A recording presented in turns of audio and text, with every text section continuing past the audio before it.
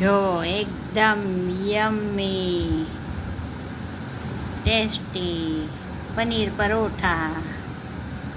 Hello Amba Amba. તો આજે બને છે પનીર પરોઠા. તો એના માટે મેં ડુંગળી ઝીણી સુધારી લીધી છે. આ પનીર છે 50 ગ્રામ જેવું, એને આપણે ગ્રેટ કરી લઈ ઝીણી ખમણીથી. હવે આપણે પનીર થઈ ગયું. હવે આપણે આ નાનું બટેટું અંદર ગ્રેટ કરી લઈએ. ચીઝ એડ કરી દઈએ.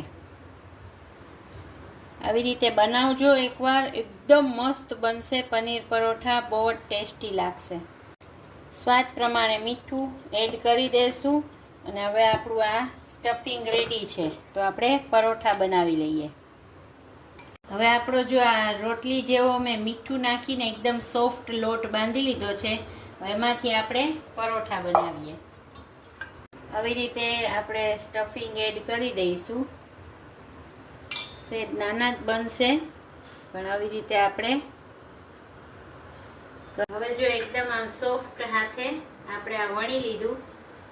જો મસ્ત વણાઈ ગયું છે આપણું પનીર પરોઠું. હવે આપણે એને શેકી લઈએ. આ હું તેલમાં શેકું છું, તમારે ઘીમાં, બટરમાં, જેમાં ઈચ્છા હોય એમાં શેકી શકાય.